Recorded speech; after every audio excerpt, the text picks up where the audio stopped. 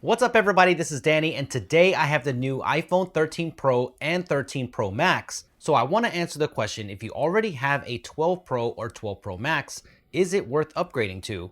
And I'm also going to give you an in-depth camera comparison to see if the cameras are also worth upgrading to. We got a lot to cover, so let's just jump right in.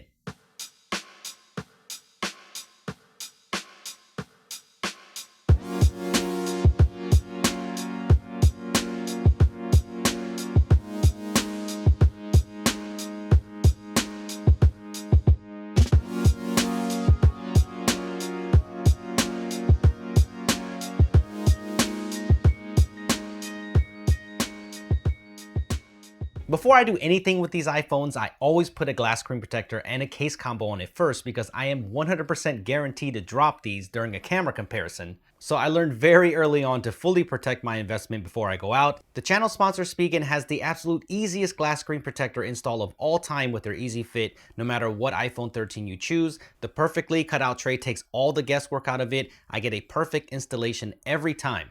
The best part is the oleophobic coating is super legit on this too, so I think you will love it. There are two cases that I'm using right now, and the first one is the Spigen Mag Armor. I love that textured look with the gold iPhone 13 Pro, and of course this will give you all of that MagSafe goodness for charging. But the one that I'm really excited about is the Ultra Hybrid S because this combines two things that I love. First, it's clear so I can show off the beautiful color. Second, there is a convenient kickstand built right into the back, so you can use it like this to watch content if you want to, or you can flip it upside down to get fine adjustment to the angle that you need. That is really, really cool. Or the best part is you can use it in portrait just like this. So this is perfect for watching social media, or if you just want to record yourself with a front-facing camera.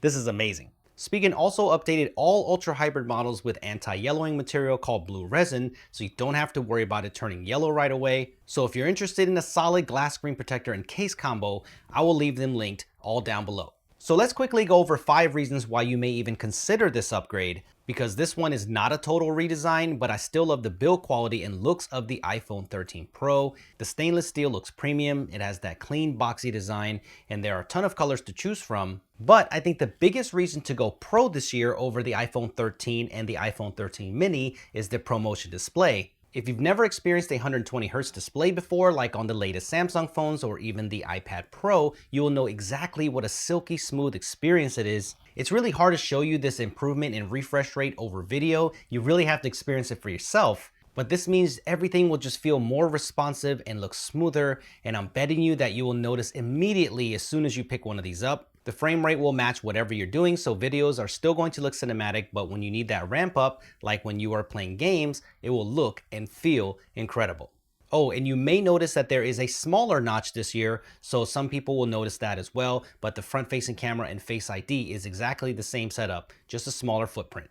Second is the new and faster A15 Bionic chip. Of course, it's faster than last year. It's always that way. I don't see everyday users really noticing a difference because the iPhone 12 is already fast, but they did a lot of optimizations for system-wide performance, and that works together for the third reason, and that is battery life. If you notice, the phones are slightly thicker and heavier this year because they all have an increase in battery capacity, and the efficiency on the processor side allows for longer battery life. So I'm really excited about that. There are some numbers that Apple quoted for longer battery life, but I want to test them first and report back to you. So make sure you stay tuned for the full reviews, which are coming right up. So make sure you subscribe to the channel. Fourth, you get a bump in base storage. They all start at 128 gigabytes now, so no more 64 gigabyte options. Thank goodness for that, and they didn't raise prices, so the prices are exactly the same, so you're gonna get more bang for your buck. And there's also a huge 1 terabyte option, which is insane storage for a phone, but you may need that for the ProRes video that's coming later this year. Fifth actually might be the biggest reason to upgrade, and that is the new camera system. It's still a 12 megapixel triple camera system like last year, but there are improvements. The main sensor is larger at 1.9 microns, so that should let a lot more light in, so nighttime performance should be much better. There is a new ultra wide sensor as well with new autofocus capabilities that allow macro photography for the first time. Now, this is not new to the smartphone space, but it's nice that the iPhone now has it. The telephoto also gets a little bit of a bump to 3x optical zoom, so you'll be able to just get a little bit closer to that faraway subject. The thing that I love this year about the Pro series is that the iPhone 13 Pro and the 13 Pro Max have the exact same camera system and the same stabilization. So I feel like this unifies the Pro lineup better and it's less confusing for the consumer, and they both have ProMotion 120 Hz. And if you want the best battery life, of course, you're gonna pick the biggest phone because it has the biggest battery capacity, but that's about it. All right, so I'm not gonna keep you waiting, so let's jump right into the camera comparison. I've had these phones for a couple of days now, so let's see if the new camera system is worth upgrading to. So here we go. We're gonna start with the front-facing camera, and you can see right away that cinematic video is working on the front-facing camera, which is really neat. So let me know what you think about the quality. But the front-facing camera did not change hardware-wise, just that smaller notch, but it's kind of cool that you can do cinematic mode from the front-facing camera. I think it looks pretty good. Okay, so let's start with the daytime pictures. For the most part, you aren't going to be able to tell a huge difference. I do see where the iPhone 13 Pro's newer processing does control the overall scene better. The cloud detail is more consistent, especially with this ultra wide shot. But in the end, if you shoot your pictures primarily during the day, you're probably only going to see small increases in dynamic range and small improvements to detail. But I did notice that the newer processing tends to favor deeper contrast. So if you like that, you'll like the newer iPhone 13 Pro. The blacks are just a little deeper, shadows are a little bit darkened, but it's not super dramatic, but it's noticeable. Let me know if you can see it in the comment section below. What's great is if you don't like this, then there are customizable photographic styles which will give you either more contrast, one that gives you more vibrancy, different approaches to white balance. But the best thing is that it preserves skin tones, so it's not just a simple filter. So you can pick how your photos come out, which I really like. The telephoto has changed this year on the iPhone 13 Pro. You get a little bit more zoom with 3x compared to the 2x on the iPhone 12 Pro, so that is nice to see. I still would have liked to seen a bigger zoom option, maybe a 10x, but maybe we can get that in the next generation iPhone. I love this 3x zoom because it's also used for portrait mode, and I think this is a fantastic focal length for this. It just gives you that little bit of a tighter view that gives you more background separation. I'm really digging this. Let me know what you think. Here are a few more examples. It just looks more like it came off of a professional camera, so I'm all about the 3x focal length choice on the new Pro iPhones.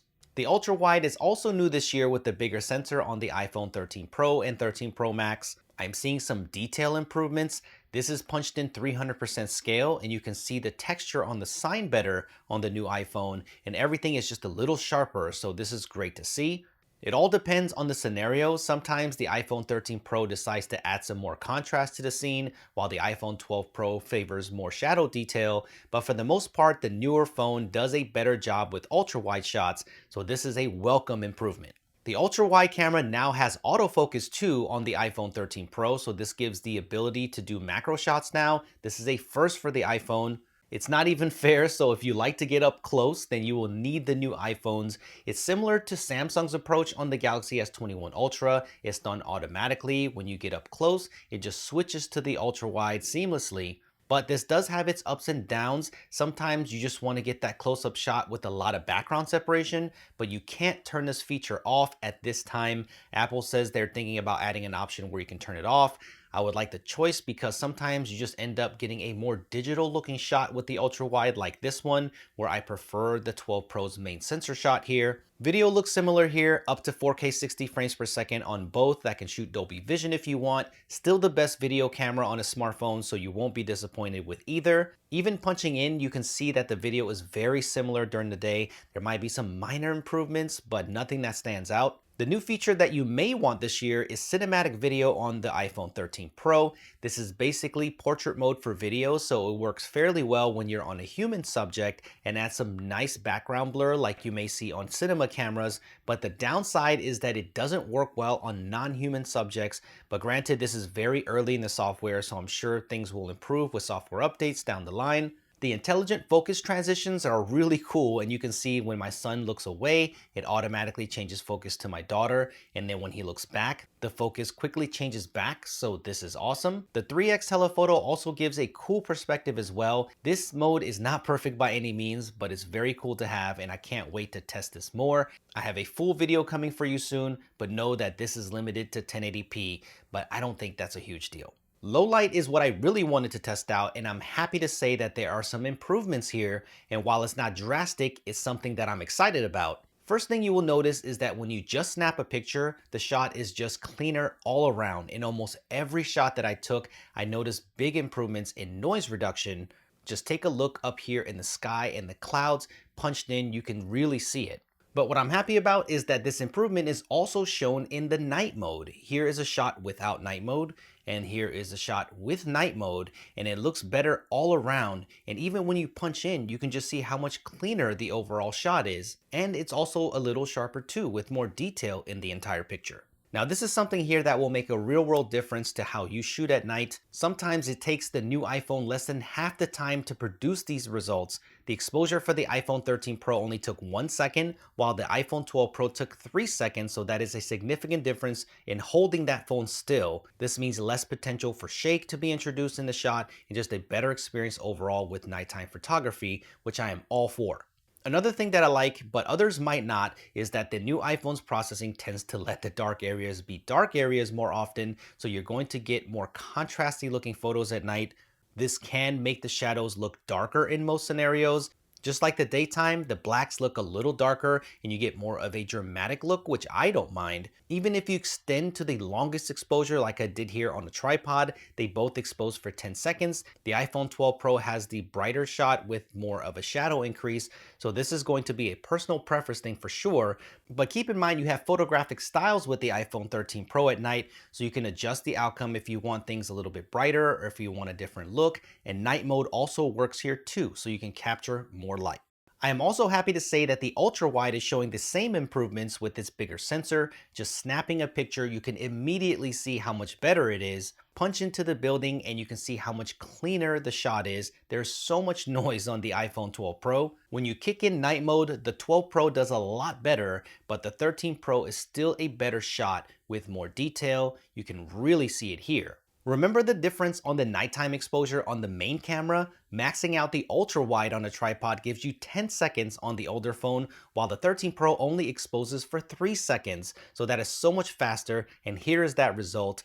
Night mode ultra wide shots are going to save you a lot of time if you decide to go to the new phone. Just in case you're wondering how the iPhone 12 Pro Max did, I also saw improvements on the 13 Pro, even though that the 12 Pro Max had a bigger sensor last year.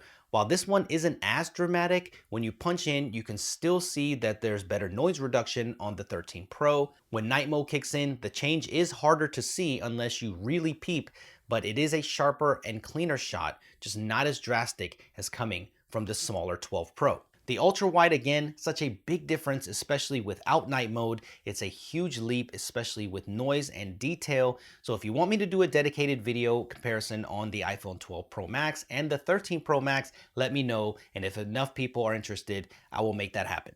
The iPhone 13 Pro does have a little extra zoom this year with the 3x optical. It isn't a dramatic difference, but it is useful. Here you can get a good idea of what that difference is like in real life. I don't think that this is a reason to upgrade, but it's nice having a little extra reach, but I don't think it makes a significant difference to nighttime photography. Like last year, it's nice having a night mode across all the cameras, so the 3x night mode shots look detailed, but here's a good example of what I meant when the new processing allows things to be darker in the scene. This is way more accurate to what I was seeing at the time, so like I said, I know this is going to be pure personal preference. The bigger sensor on the iPhone 13 Pro will naturally give you more depth of field without any additional modes. Take a look at the background here. This is natural bokeh. The 12 Pro also does a good job, but this gives you an idea of the difference. But if you decide to take night mode portrait shots, I found that the 13 Pro also to be improved in this area. The more contrasty approach definitely works for the 13 Pro in this scenario with richer color and highlight control. This one, while looking less natural, I think people will prefer the 12 Pro's approach, so the results aren't always favorable for the new phone. But here you can see a clear difference of edge detection. I actually took this a couple of times to make sure it wasn't user error, and believe it or not, these are portrait mode shots. The 12 Pro you really can't tell at all, but look at the 13 Pro. If you look closely, it blurs the background beyond the brick wall and even gives a sense of depth on the ceiling, so it looks like the algorithm here is getting better with the new camera software. Last, we will finish off with video, and this surprised me a little bit. The 12 Pro has already good nighttime video, but look at how much better the 13 Pro is. The shadow detail is increased from the bigger sensor. It's brighter and more detailed. It's pretty much better in every way. But for those who don't like these light reflections or green balls, they are still here. I know a lot of people wanted me to test that, so here you go. I hope they tackle this in the next iPhone. The improvements though aren't as huge if you're coming from the iPhone 12 Pro Max. As you can see, they do look extremely similar, but there is less noise in the video and it's also slightly brighter, so you will see some improvement in low light video all around. I know some of you wanted to see what the video looked like from the telephoto, and the 12 Pro looks the worst in this scenario with the most noise. The 3X does look the brightest with the most shadow detail, but that extra zoom gives off a more digital look naturally, so I'm actually liking the 12 Pro Max best here. So let me know what you think in the comment section below. So in conclusion, I think that if you're coming from a 12 Pro and anything below, an upgrade is justifiable. During the day, I don't think you're going to see that much of a difference, but the new software features are pretty cool. You just need to determine if you need them or not. Nighttime is where I think you're really gaining. I see improvements all around from the ultra wide to the main sensor, and the nighttime video has a pretty decent increase in performance. So can you skip this upgrade? Absolutely, especially if you have the 12 Pro Max already. But if you're coming from a 12 Pro, I think this is something to consider, especially if you are focused on having the best camera possible. It definitely surprised me, especially with low light performance. So that about does it. Thank you for watching this. Please consider hitting that thumbs up so more people can enjoy this video. This could help them with a buying decision. So many more camera comparisons and videos coming on the new iPhone 13 series, so make sure you subscribe, and I will see you in the next one.